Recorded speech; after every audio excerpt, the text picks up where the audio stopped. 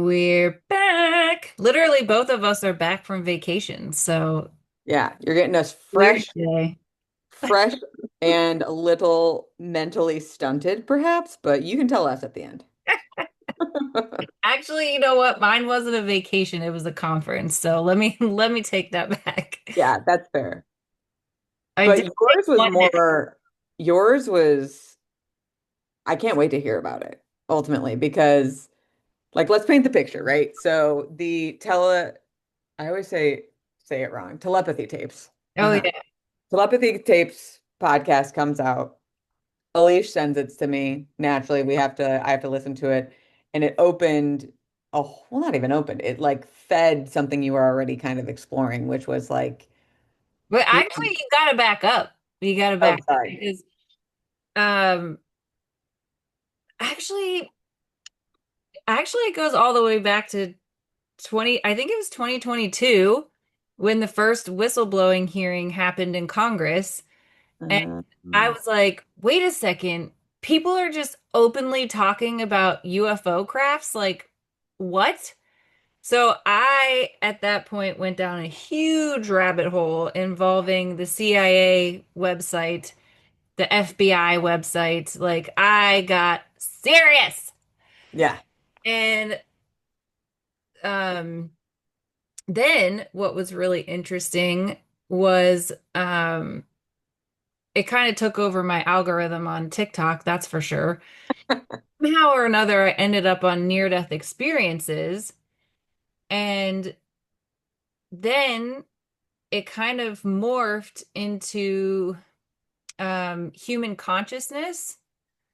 And then the telepathy tapes came out. And I was like, whoa, everything's connected. Yeah. Yeah. Okay, that's fair.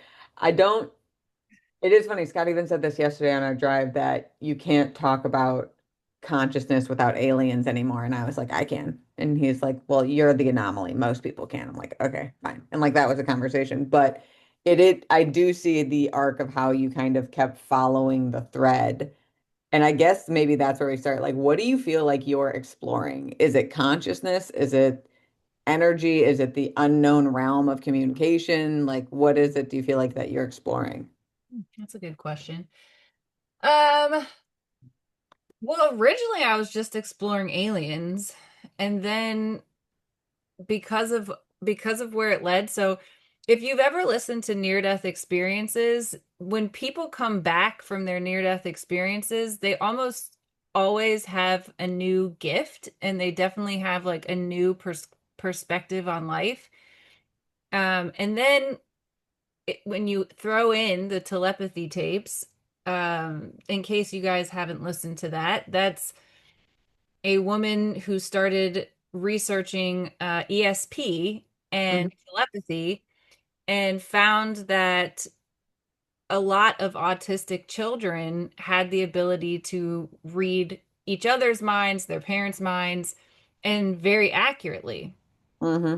She's been doing research on that now for 20 years and has published many papers and actually went through a lot of crap for it too. Like they tried to Oh take yeah. a medical license, like it was crazy. So, but she won because she has evidence. She has a lot of evidence. Hmm. So then that begs the question, are humans capable of a consciousness beyond what we are aware of? And does consciousness exist outside of the body? And the overwhelming conclusion from the conference was absolutely, absolutely. There's no question. There's no question in my mind. I mean, I didn't really question that part anyway, but Is now, that the conference or is that like your understanding that you're walking away from I the mean, that conference? was said at the conference multiple times by multiple people. Yeah. Um, but I think the point of the conference, so it was called Psy Games, and they had people with particular gifts competing against each other. And they didn't do it to exploit anything or make it a dog and pony show, at least not from my perspective. I think some people probably felt that way, but I think it was more to draw attention to the fact that these gifts exist and that Mm. humans are capable of more than we think. And I've always believed that anyway, and you could ask my clients. I say that to my clients all the time. Mhm. I believe all of us are capable of more than we think we are. And even on a more concrete level, all you have to do is watch any extreme sport, and you can see that humans are capable of a lot more than Oh we yeah. I climb. mean, we've been seeing this for, you can see trace this across history in general of like things that people previously didn't think were possible, and then they were able to somehow do it. Someone else did, like a really common one was like the 4 minute mile or something Oh, like they talked about that at the conference too. But yes, go ahead. like it was unhealthy and impossible for the body to run at a 4 minute mile was the whole hypothesis back in the day. And then one person successfully ran like a mile in 4 minutes, and then next year, like 13 people did the same. So like all the years prior, nothing, no one ever did it because they were told and believed it was impossible. And then the second that someone does it, all these other people start doing it. And now it's just kind of like it is. We could even look at something like the placebo effect. Mhm. Like, I love when people go to like and compare like Wi-Fi versus the placebo effect because like technically we're talking about something very similar. Like Wi-Fi, you can't see yet you experience it. The placebo effect, you can't see yet you experience it. But we give more faith, I guess, or trust to Wi-Fi versus belief and consciousness and the ability to energetically adjust like our skills. So it has been around. There's always been whispers, and I think the fact that the director of the telepathy tapes was so challenged explains why some of it is kind of secretive if you don't go out and seek it because Right. it's not controllable. Our government doesn't really like that. So like naturally these things have existed forever, but have to be on the under the covers kind of conversation so that people don't get in trouble. And that was another thing that they talked about that. Well, first, let me say this. You mentioned belief, and we have said many times on the podcast that our brain looks for what we believe. And so if we don't believe something, we're not looking for it. Hmm. So that's essentially how we have been trained as humans in our culture in particular. And that's not true for all cultures. I agree. But in our culture, we have been conditioned that it is most important to use our left brain. Our left brain is analysis, our left brain is logic, our left brain is intellect. And that is what is most important in our culture. Uh, we have neglected an entire part of our brain that we are now discovering is incredibly important for our mental health, for our spirituality, and for all kinds of other things, including art. Yeah.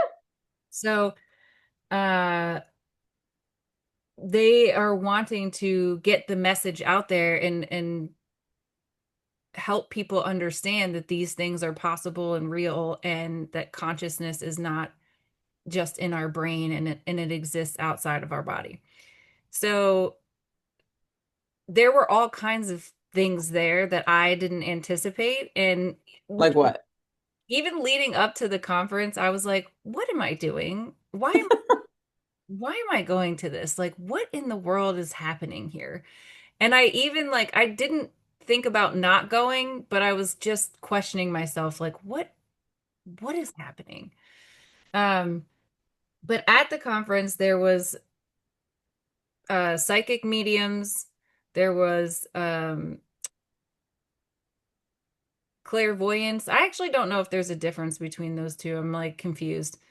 Um, Between what and what? I think psychic and medium are different, right? Like being able to tell the future and then being able to talk to the dead. I believe so. Which one clairvoyant is?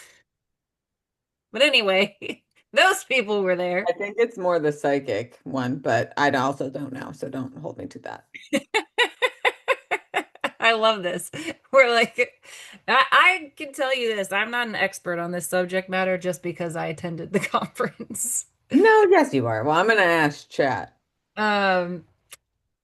So then there was also telepathy, and there was mind sight, which was something I'd never heard of before. Yeah, I've heard of mine. You haven't heard of that? Who's your favorite author? He was at the conference. People, Yeah, I'm pretty sure he talks about mindsight. not in the same way. I mean, from what Okay. I gathered from him, it's not the same thing. Like his institute is called the Mind Sight Institute, but it is not the same thing as far as I know. It Uh, might be something I read in one of his books, but regardless, oh, okay. for context, maybe like we should clarify for the listeners what we're even talking about in terms of like what is mindsight, what is clairvoyant, whatever, because I definitely didn't know. So I will start us off with the clarity between psychic and medium. Thank you, ChatGPT, for this. A psychic is someone who can perceive information beyond the normal senses, often about the past, present, or future. They may pick up on your energy, emotions, or life path without needing to communicate with spirits. Um, physics, I'm sorry, psychics typically read energy fields or auras. They offer insights about relationship, career, or life decisions and use tools like tarot cards, astrology, or intuition. Medium is someone who can communicate with spirits, usually those who have passed on. And all mediums are psychic, but not all psychics are mediums. Interesting. Mediums typically serve as a bridge between living in the spirit world. They relay messages from the dead and may sense, hear, or see spirits. So technically, a medium is a psychic as well, but a psychic isn't necessarily a medium. Okay. Clarity point one. Yeah, I'm gonna tell you this stuff all overlaps and gets very confusing because, one of the ladies that I met, which it was so interesting talking to people, she was an expert in dowsing, which I had also never heard of. I haven't heard that one either. So apparently it's existed for a really long time, and way back in the day, they were the people who helped you find your water well if you needed to build a well on your property. And they Just, would intuitively know where the water was and could tell you where to dig. But she was explaining to me that it's so much more than that, and that her gifts are so much more than that. And basically, like, she can ask any question and get an answer to it through these body signals that she receives. And hmm, she told me that she used the skill to pass the GRE, and I was so jealous because the GRE sucked so bad for me, and yeah, I had to take it twice, mhm, and I hated that test. I hated it. It stressed me out so much. And yeah. she said all she did was like blur her eyes and the answer popped out at her. And I I was, want that one. I want that one. That's yay! That I literally didn't do go and get a master's because I suck with tests and I didn't have anything. yeah. And she told me that when she was little, and by the way, these skills are often very prevalent in children, and we unfortunately train them out of these I skills know. rather than into. Um, she said when she was little, um, she would wake up in the morning and she would see her exam in her vision, like as soon as she was waking up. And when it first started happening, she didn't realize why she was seeing this exam. And then she would get to school and the exam would be there. So she said she started paying attention to what she would see in the morning. Huh, And she did great in school. She's an engineer. So huh. with a master's degree, which is another interesting thing because there were so many researchers and scientists and physicists and highly intelligent people, MDs, that were at this conference that, like, this isn't just some weird shit. Right. Well, I think that's an important distinction because like we're talking about woo right now. Like we're in the zone of woo. And I personally prefer science in general. Like I am a scientific person. When people try and explain things to me through just like faith and belief, I typically need to see the science before I can believe it. But I also recognize there's kind of what I call the faith jump or the faith gap between like what science can prove and like just what is unstudyable and like where we are behind in like energetic realms on the quantum realm and all of that. So like this really isn't just like a bunch of people who are like hippies high off their ass able to access things. Like it is these are like highly scientifically recognized people who dedicated their life and have risked certain aspects of their reputation to bring this stuff into the light, which I think makes it more relevant because, well, before we keep going, I think for the purpose of purpose,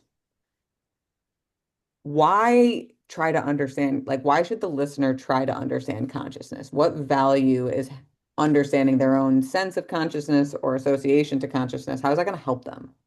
Oh, God, there's so many ways.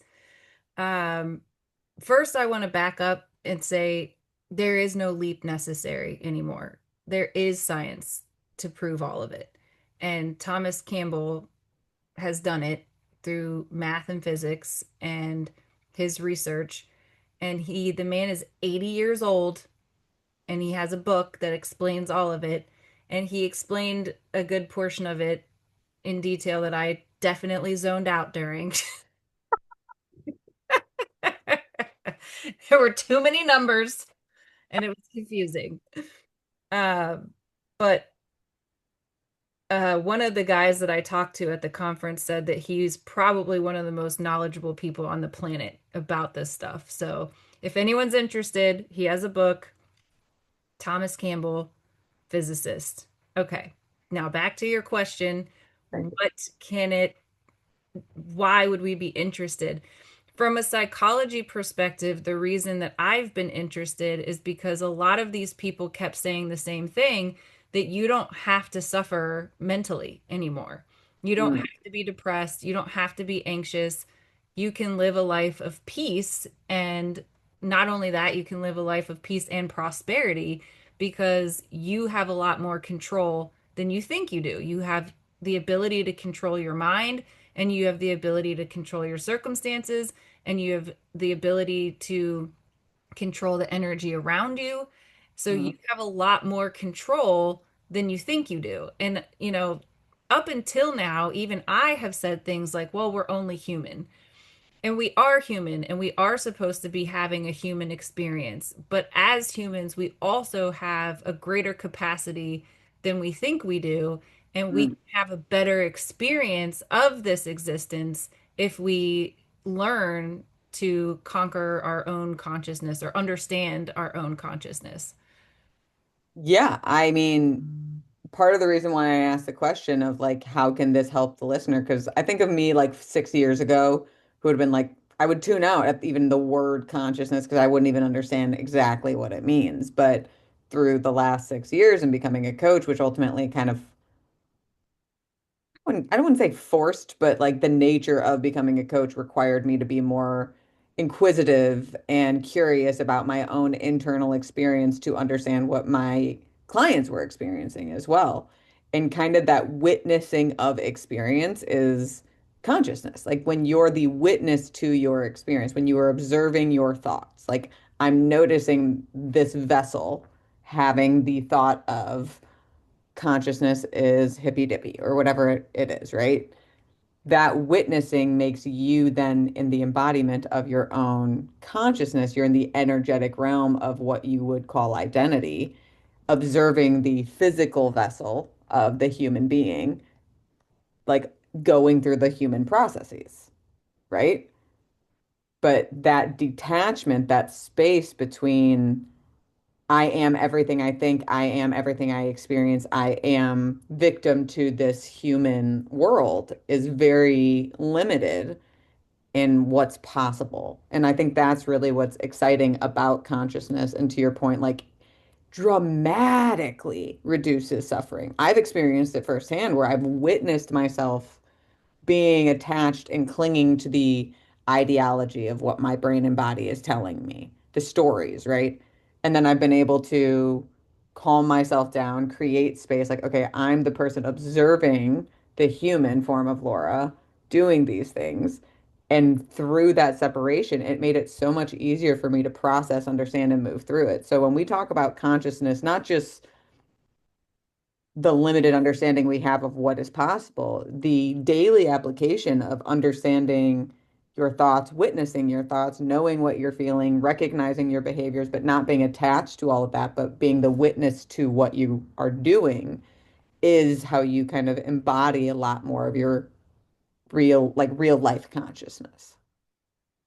I think it gets even bigger than that, which is amazing, but that is true.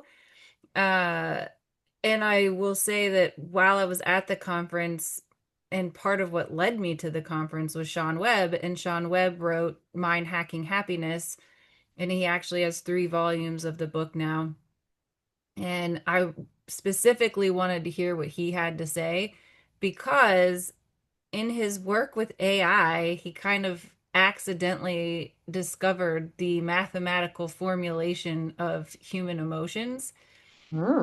By figuring it out, he was able to master having control of emotions. And so his formula says that the reason that we have any emotional output is the combination of our expectations or preferences coupled with our perspective now or perception. Now, Say, perception would be say it one more time. expectations and preferences plus perception equals. Okay. So, Yeah. for example, I the perception part I think had me the most confused because everybody perceives things differently. And but we have a choice in how we perceive things. So the example that he gave was if somebody cuts you off in traffic, the expectation obviously is that you don't do that because that's against the rules of the road. So you don't cut people off. So, and of course, we would prefer that someone not do that because then I have to slam on my brakes. I'm anxious. I almost got in a car accident, whatever. So, our expectations and preferences are that does not happen, but it happens. And then we can perceive it. We have options for how we perceive it. So, we can perceive it as that person did that on purpose because they're an asshole and we're going to be super angry. Or we can perceive it as, oh my God, someone must be dying and they're on their way to the hospital. And our emotional response would be compassion. So our perception is that we can change our expectations and our preferences as well, but our perception, I think, is where there's a lot of room, at least for me. Oh yeah. Um, They say think feel like it's easier for me to change my perception. Like I do this with coaching, we call it frames of reference, where it's like, okay, how would you experience this had you won the lottery that morning? How would you experience this if you spilled coffee on yourself and got a ticket on your way to work? Like, why would you have those different experiences of the same exact day? Because of how your perception is being shaded based on preferences and expectations. If you expect to go to work without getting a ticket, without spilling your coffee, then okay, you're totally fine if it goes that way. But if it doesn't go that way, you're getting that negative stimulus, and how you respond or perceive that negative stimulus can be something that weighs you down is like, this sucks. I can't believe it. Now I'm going to be hot and wet all day. Or it could be like, well, things can only go up from here, right? Like how you kind of interpret and respond to different things. And it's honestly one of my favorite, like, hard moment hacks. My friend Tara will talk to me about this all the time. She's like, what do you do when you're in those moments? And I'm like, before I decide how I actually want to like move forward with it, I consider the instinct I have of like how I'm feeling, angry, betrayed, anxious, whatever it might be. Is that going to help my circumstances or make it harder for me to actually move through this?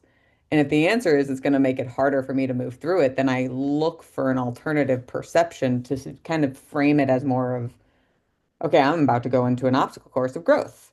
How can I navigate these different obstacles, even though they might not be preferred, to build skills or to just kind of shape what I hope to experience? So, like, I think perception is a huge place where we really could shift, but it's that attachment to our preferences and expectations, and by proxy, identity, that makes it so much harder to perceive outside of your original perception, I feel like.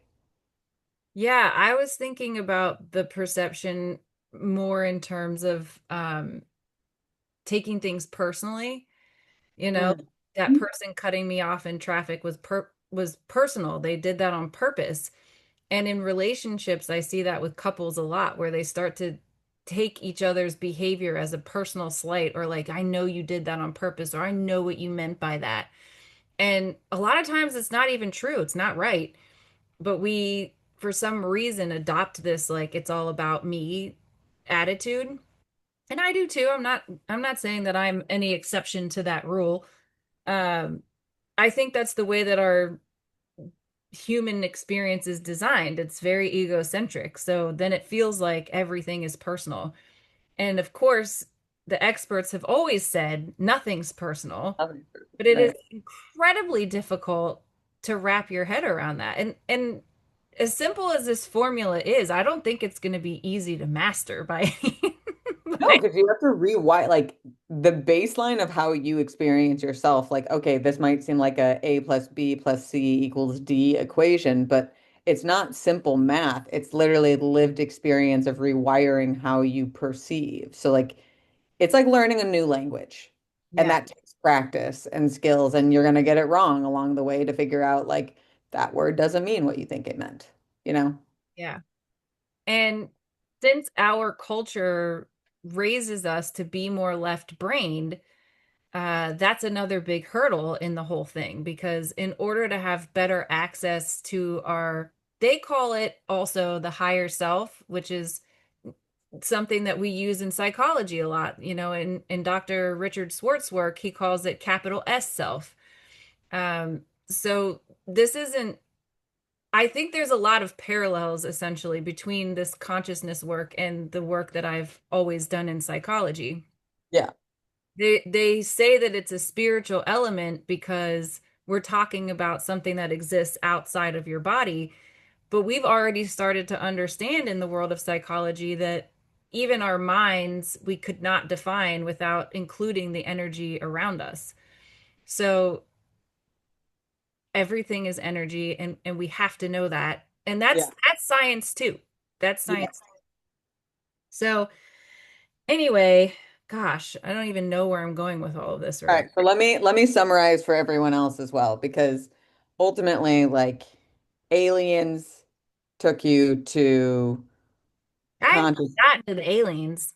I know, but aliens took you to consciousness, took you to the Psi games, and through that exploration of how they're all interlinked through ultimately consciousness, then you went to the Psi games, which is a platform for people who understand this energetic realm to spread the word and help people understand there are greater skills that we can have access to. A lot of that is associated with our right brain, but our culture very much stimulates the left brain.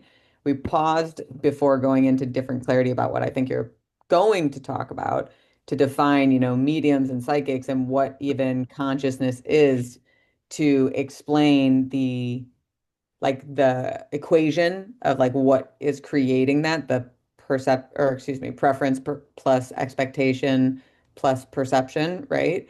And how within the preference, expectation, and preference, there is a lot of agency that each individual has to really influence what they create in their life, how they experience their life, and kind of what comes next, right? Okay.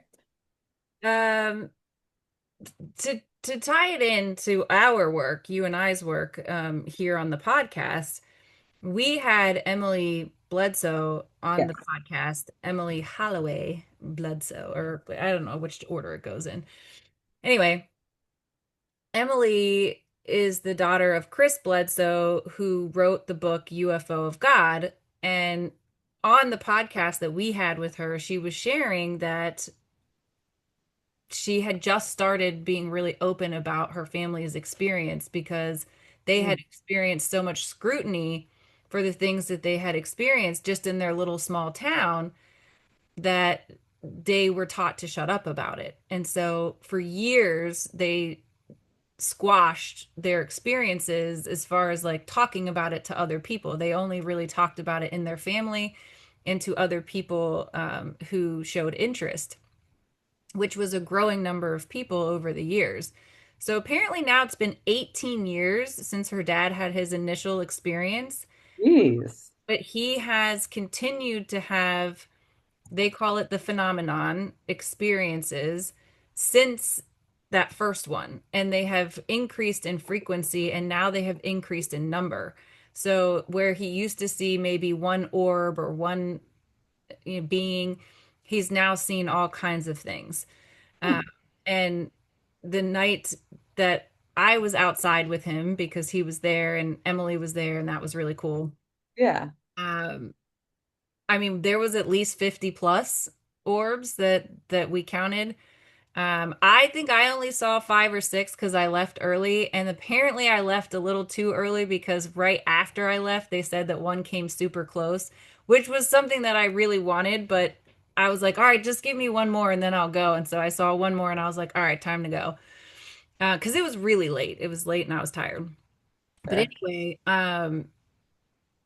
they, through their experiences and sharing their experiences, they attracted high level members of the government, people from the CIA, NASA, and they have met all kinds of interesting people. And some of those people were there at the conference as well, sharing their research because the government, of course, why wouldn't the government be interested in consciousness? If this thing is so powerful, and if humans are so powerful, why wouldn't they want to research that? So, of course, they employed some of their smartest people to really dig into this and research it. And one of those people was John B. Alexander, who was there, and he's friends with Chris Bledsoe, and he shared a lot of his research and experiences. And this stuff, like, I'm telling you, it went so many directions. It wasn't just psychics and mediums, it was dolphins communicating. Oh yeah. Remember what was the parrot was in the Oh, technology there was page? there was a story about elephants. Um, so this is crazy, the connection that we can have.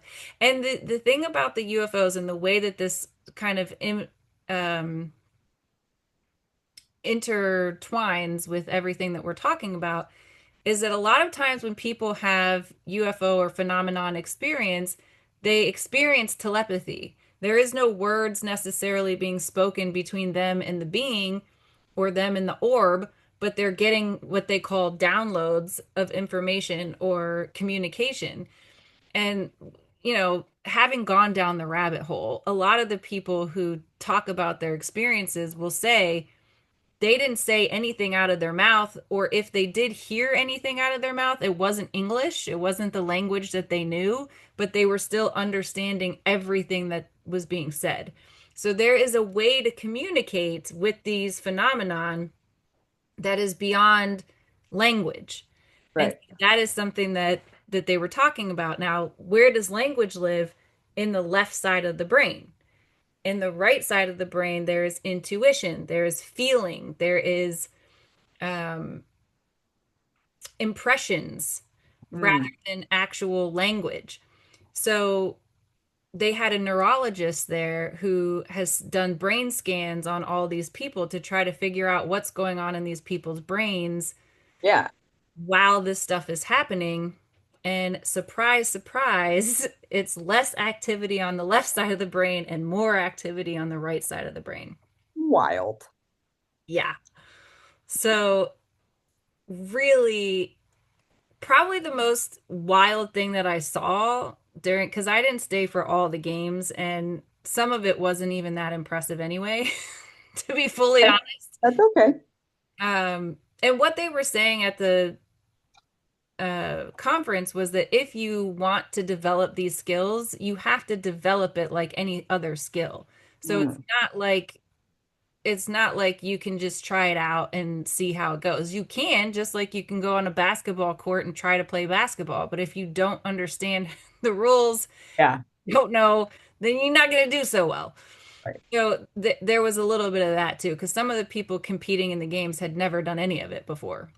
Mm. and to see how they were doing. So anyway, the people who had trained, or the one woman in particular who had trained, had a blindfold on, and she had to match little circles with the circle peg color and like put the circle on the peg.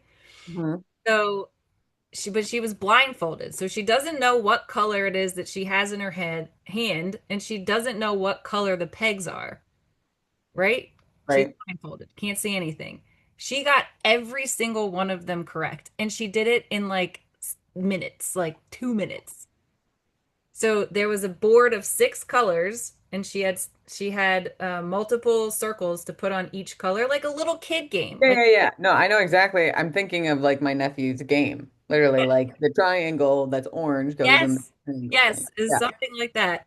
Yeah. So she did it blindfolded, and she described it as, this was the mind sight challenge, and she described it as windows open for her, so she can see it in her mind and doesn't need to see it with her eyes. Windows open. So it's almost like with her eyes closed, there's a window in her brain that lets her see without seeing. Correct. Crazy.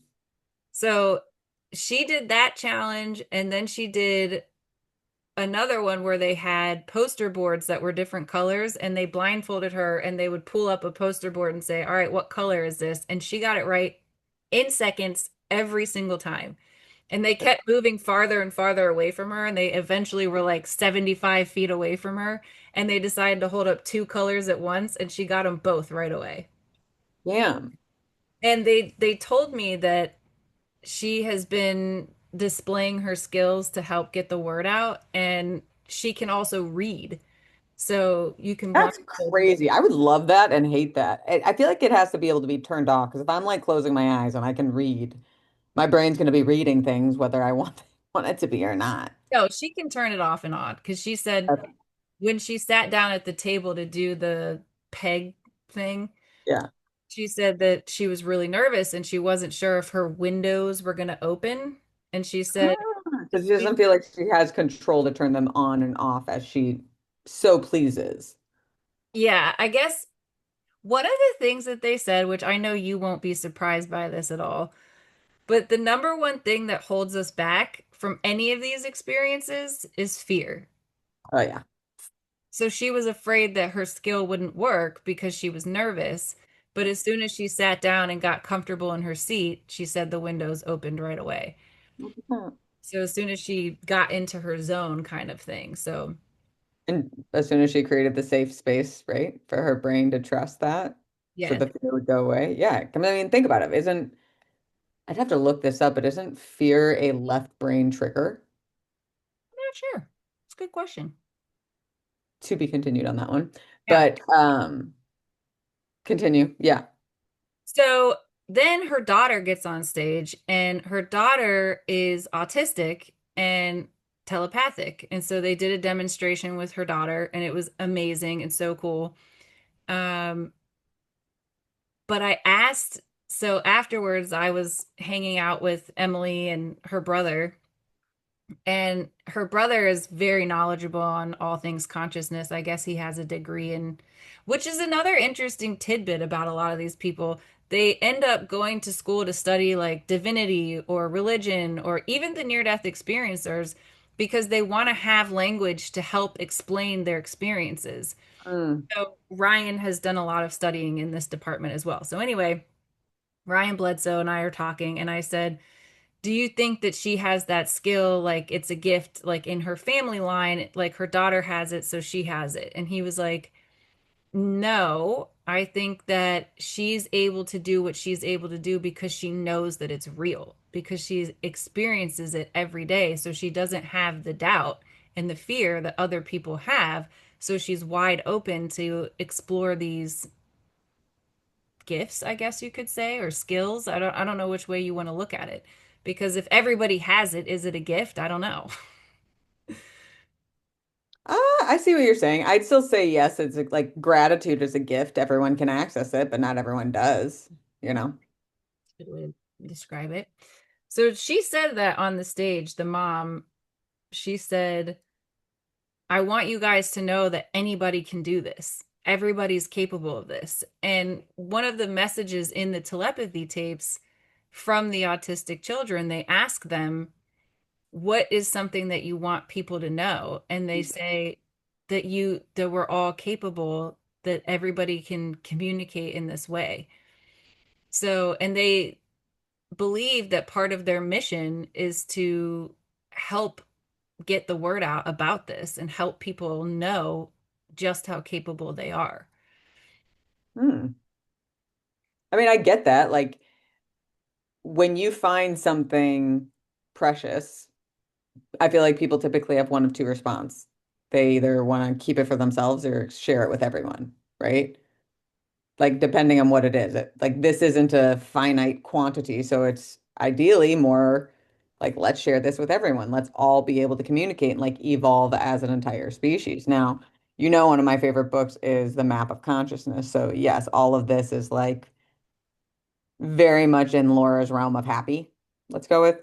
Um, because it does offer so much opportunity. And, what did you say? Like she doesn't have to question it because she experiences it every day.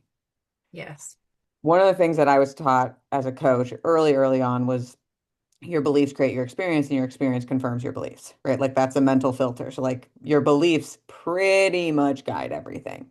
So if you believe you're a piece of shit, your brain will filter out a bunch of data and give you data back that you're a piece of shit. If you believe you're an awesome human being, your brain will filter out all other information and come back that you're amazing, right? Like, so if you believe a placebo pill can help you, or you believe this high blood pressure pill with air quotes could help you when really it's a placebo effect, you're still going to have those benefits because it's the belief that leads the experience. Which brings me back to you, Mamacita, because one of the things that we've talked about that you've struggled with is like belief preceding experience, right? Like you need to see the experience, have the experience to fully believe it. Where are you now with that? It's a good question. Well, one of the things that I learned is that we all experience these gifts. I'm going to use that word again without realizing it. So, one of the examples that they gave us is like, have you ever had a bad feeling about something? Or have you ever Mm, had an odd feeling like, I just don't want to take that way to work today. I'd rather go this way. And all of a sudden we find out there was a major accident that way and it was a good thing we went this way. Or yeah. we find out, something terrible happened at that event that we didn't want to go to or that we had a bad feeling about. So, and dreams also came into to play, and I'm a big dreamer. You are. I realized that I had already have been experiencing some of these things. I just didn't know that that's what it was. Like with my clients, I can often sense their energy when they walk into the room. I can tell if they're having a good week or a good day or whatever. Mm-hmm. And that's not me being psychic necessarily, but it is me reading their energy, their aura, if you will. Yeah. Um, so I already do some of these things, and sometimes I get really strong feelings that I know something is going to happen or that I know something, um, usually something good, but sometimes something bad, will happen for someone else, and I'm usually right, and not bragging that I'm like always right, because if you ask Sebastian, I'm never right. Although there was an interesting research study that just got released recently that said that women are usually right in arguments majority of the time. But that's another story. Uh, Bomb, let's drop that for a second. Return to it another time. I mean, women do tend to be more intuitive though, because we are allowed to tune into our emotions more often than men, at least in this culture, okay? I keep saying that, but our culture is different from a lot of other cultures.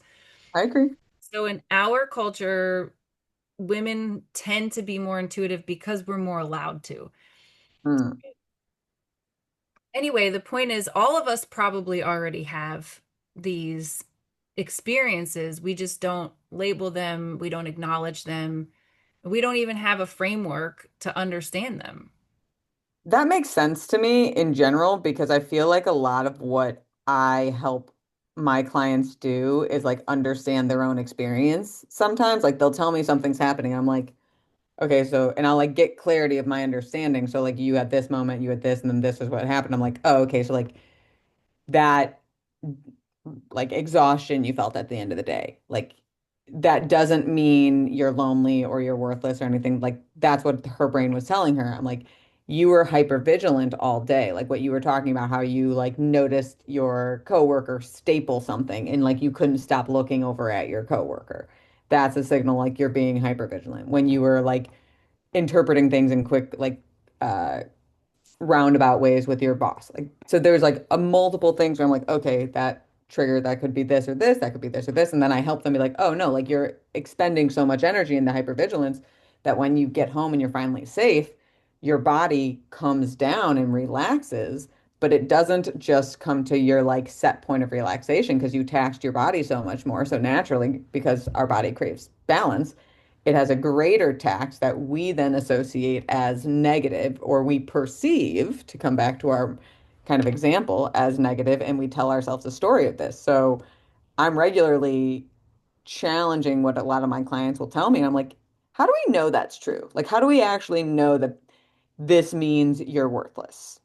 Like, where are the facts? And like going through that and just clarifying the explanation with them, we see how much their brain is lying to them based on stories they're telling. Now, throw consciousness in there, this whole different realm. Like, to your point, like you've been experiencing this, but didn't recognize that it was qualified in that realm.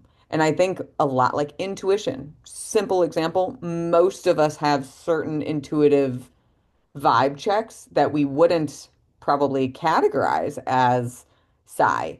But ultimately, what I'm hearing you say is like those are examples of the psi network. Yes.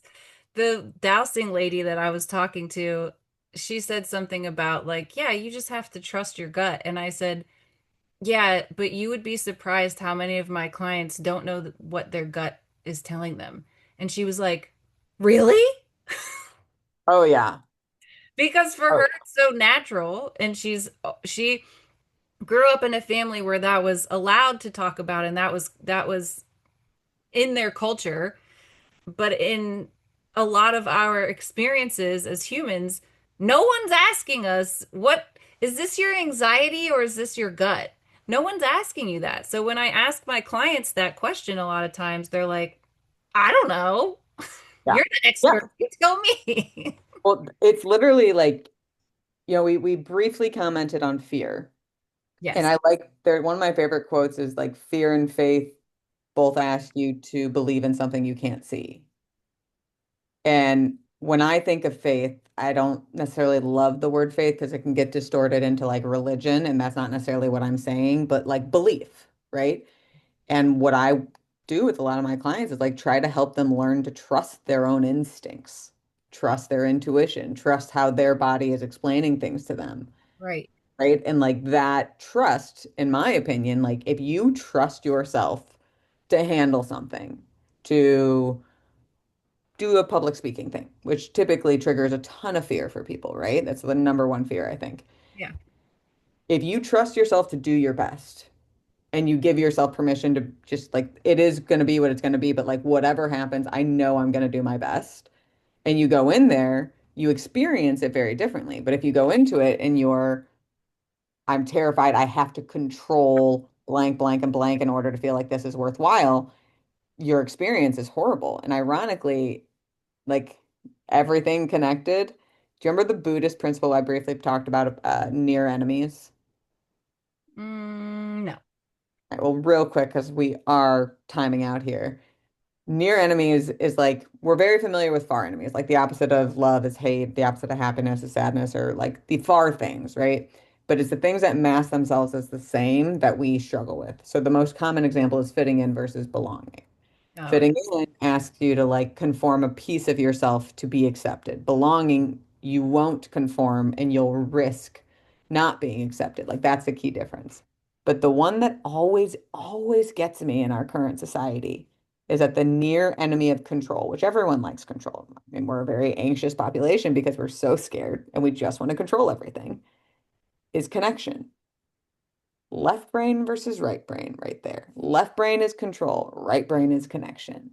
When you connect to yourself, when you connect to your intuition, when you connect to your gut, when you connect to all of that, when you reconnect to yourself, you access so much more intelligence than the limited capacity we were taught just for our left brain. I know we're out of time, but I want to say two things really quickly. Okay. One is the conference ended with talking about your relationship with yourself and having compassion for yourself and loving yourself, and that that's the most important place to start. Which Agreed. what we talk about all the time, right? Like almost every podcast comes back to that at some Oh point. my God, I know. The other thing was that I mentioned earlier that you can have more control over Yeah, your mind and your emotions. However, because you're a human being, you are still going to have human experiences, and you can still have those human experiences and have a higher connection to yourself, access to a higher consciousness, oh yeah.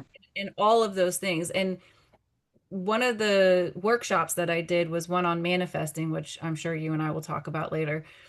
But the one thing that the woman said that just made all the difference to me was there are so many people out here by my manifesting formula. It'll work for you in just, Mm. 2 minutes or 5 minutes or whatever. And there's so many rules that people present about how you have to manifest. But her big thing that I loved was it was step 3 in her manifesting thing. And she said, I can have any thought, I can have any feeling, I can have any experience, and I can still manifest whatever it is that I want. Hmm. That I thought was so great because so many people have so many rules for how to access all of these things. And you don't have to have all these rules. What you need to have is compassion with yourself, a relationship with yourself, and beginning to pay attention to the signals that you're already getting and 100%. Yeah. hone in on those things. That makes so much sense. And, for me, a lot of the analogies and metaphors in my brain go back to like nutrition and fitness because one, it's something so many people can relate to, but also because that's like where my stuff started. And one of the biggest diet messages I always used to tell people is like, you can't listen to like the dogmatic practices of these diets. Same thing with the manifesting. You can't listen to the dogmatic rules of it has to be XYZ. Like maybe a little bit of this works for you and a little bit of that with like a sprinkle of this on top of it. And like that's what works for you. Be that in your nutrition, be that in your sleep, be that in your movement, right? The same thing is true with manifesting. Like I like to think of all of these diets or manifesting blueprints, if we want to call them that, as just that blueprints. Here's a guide. Now you have to take this guide with the compassionate connection you're deepening within yourself and tangentially, like walk step and step with them to see, like, does this breed more connection or does it breed less connection? And like through that, huh? It's experimenting. It's experimenting. I know. I love me some experimenting, but it is the fastest way to rewire your brain when you can actually like do it for yourself. Like one of the most annoying stats I learned as a coach is like when you tell a client something, they're like 1 to 2 times likely to remember it. If they discover it for themselves, they're 10 times more likely to remember it. And that's, I think, why I like experimenting so much, because like if you go and have those experiences, then you will believe it much more than if I were to say, someone who's not like sci educated, like, I think your dreams are part of that. Oh, Because yeah. my knowledge, like you would still have been skeptical, but now the same thing delivers a totally different perception, Yeah. right? So I really think like whether it's manifesting or perceiving or expectations, like just getting more connected to yourself and learning to navigate things based on your energetic connection it makes it so much easier to make decisions. It makes it so much easier to navigate the ups and downs of life because you're connected to you, understanding like this is a yes for me or this is a no for me versus, well, society or this person said I should do it. Yeah. Yeah. Yeah, we could go so many different branches, but I guess that's going to have to be part two. Yeah. But I'm excited we got to talk about that. So thank you, and hopefully something was useful for you all. If not, we enjoyed you tuning into our debauchery. See you later.